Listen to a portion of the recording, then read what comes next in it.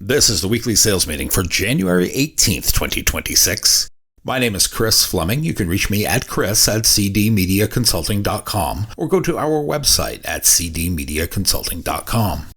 Today's topic is crazy stupid. I have a common phrase I will use in the office. It is a phrase used to describe something that is both outlandish and dumb at the same time, and that phrase is crazy stupid. It is a blunt and effective way to describe something that is both outrageous and illogical. The truth is, something can exist in both worlds at the same time. The bigger problem is how often I am saying this in today's modern selling climate. Because it exists in both the sales office and on the customer buying side. Like when a seller won't do the things we know can make them successful, and they repeatedly won't do the things that can build good habits. And we can look at buyers who do things that work against their own best interest. To understand how this applies to the world of outside sales, we first need to define the terms. Crazy means something that is wild, unreasonable, out of control, or unpredictable. It is the kind of action that makes people ask, what were they thinking? It defies logic and goes against expected behavior. Stupid, on the other hand, means lacking good judgment, making poor decisions, or failing to learn from experience. When someone does something stupid, it is often because they ignore facts, they repeat mistakes, or choose a path that leads to clear failure. Now, can something be both crazy and stupid at the same time? Yes, it can, and it happens more than we think. It happens when someone takes a wild risk without thinking it through. It happens when people reject advice that is proven to work and instead do the opposite even when they know better. In outside sales, we see this play out in the actions of both sellers and buyers. Let's start with sellers. Sales is one of the few jobs where the rules for success are well documented. Consistent prospecting, regular follow-up, asking good questions, careful listening, offering solutions, not only representing products, building trust. And yet, even when sellers know what works, many still avoid doing it. They chase quick wins. They make excuses for not making calls. They skip the follow-up. They don't prepare. They use the same tired pitch even when it doesn't work. That is crazy. That is stupid. What is crazier is that some sellers actually work hard, and they work hard in the wrong direction. They might be busy but not productive. They might create long to-do lists, organize their CRM, or polish a PowerPoint presentation instead of picking up the phone. These are not lazy people. They are caught in a cycle of motion instead of progress.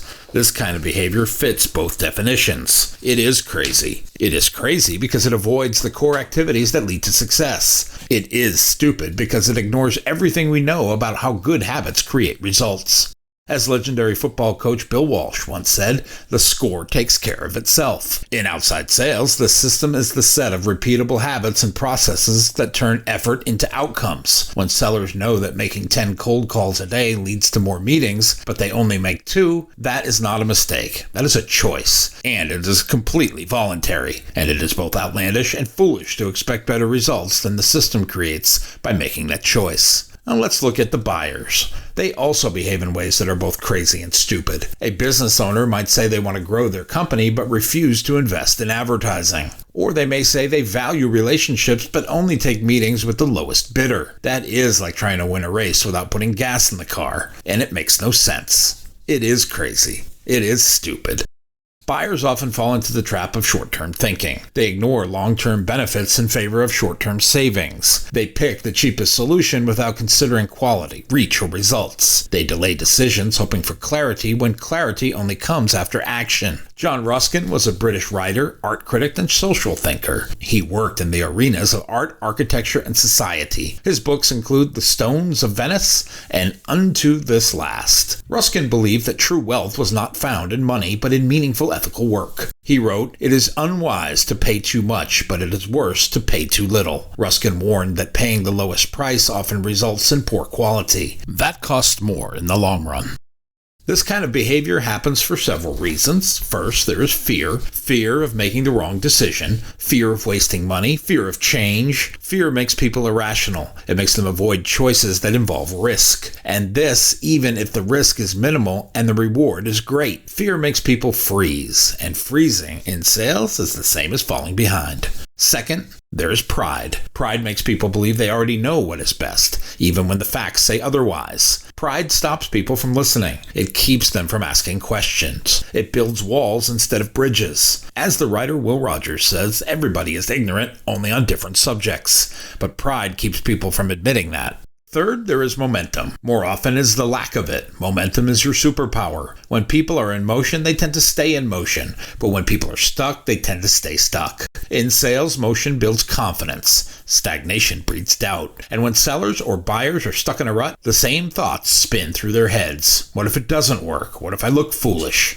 These doubts lead to hesitation, and hesitation kills progress. This mix of fear, pride, and lack of momentum often leads to behavior that is again both crazy and stupid. Take a seller who hasn't made quota in 6 months. They know they need to try something different. Their manager has coached them. Their peers have shared tips. There are books, podcasts, and tools. I have all 3 available. But instead of changing the routine, we keep doing what hasn't worked. By definition, that is crazy stupid. All the evidence is available to us, yet we cling to what makes us feel good, even though it doesn't produce the results we desire.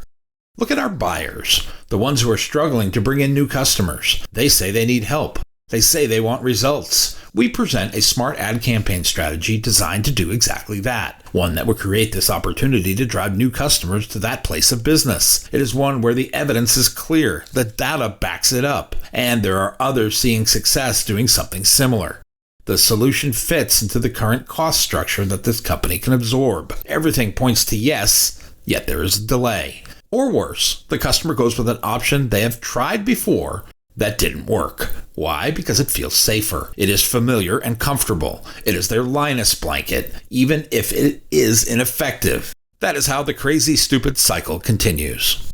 There's also another reason people fall into these patterns. Ego. Ego is the silent saboteur in both selling and buying. A seller might avoid asking for help because they think it makes them look weak. A buyer might reject a good idea because they didn't come up with it themselves. As former President Harry S. Truman said, "It is amazing what you can accomplish if you do not care who gets the credit." Truman's insight reminds us that ego often blocks collaboration. This results in prioritizing recognition over improvement. When ego takes over, logic takes a back seat. People make decisions to protect their image, not their outcomes. How do we break the cycle of crazy stupid? This is a 3-pronged approach of awareness, accountability, and action. First, we need to be aware of the gap between what we know and what we do. Knowledge is not the problem. Execution is. We all know we should follow up. We all know we should prepare. We all know we should listen. But knowing is not doing. What system can we put in place to make this a daily habit? Where can we build in follow-up points and off-ramp points for each of our sales conversations? How can we stack the deck in our favor to increase the odds of success? It requires some extra effort and some good luck. This luck is most often created by your extra effort. Accountability is next. Great sellers hold themselves accountable or they find someone who will. This could be a manager, a mentor, or a peer. Someone who can ask, did you do the things you said you would do? That question is powerful. It brings clarity. It cuts through excuses. It makes the crazy seem less appealing. It makes the stupid harder to justify. Start with a public declaration of what you are going to do. Make it the first thing in the morning and say it to your peers. Here is what we are going to do today. Then true that up at the end of each day. This simple level of accountability will ensure we stop cheating ourselves out of time, effort, and money.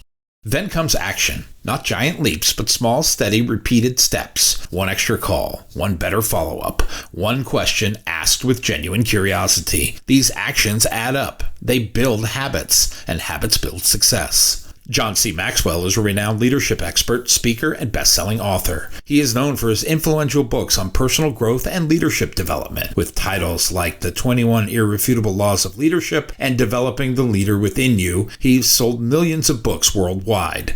His teachings focus on intentional living, influence, and values. He writes, "You'll never change your life until you change something you do daily." Maxwell reinforces the idea that transformation is rooted in the consistent choices we make every day.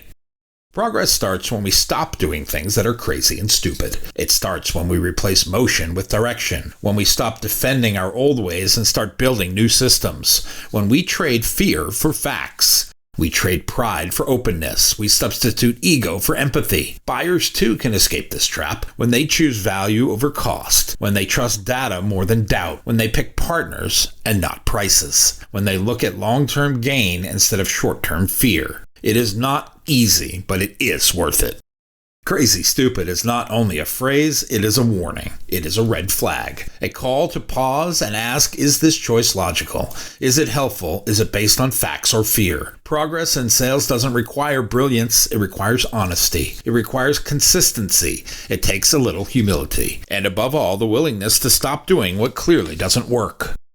You will need to recognize what we both may call insanity. Insanity is doing the same thing over and over again and expecting different results. This phrase is often attributed to Albert Einstein, although never verified, but it was appropriated by a lot of self-help texts. This includes a 1981 Narcotics Anonymous pamphlet. It was later used in books by Rita Mae Brown. Though catchy, it is not a clinical definition of insanity.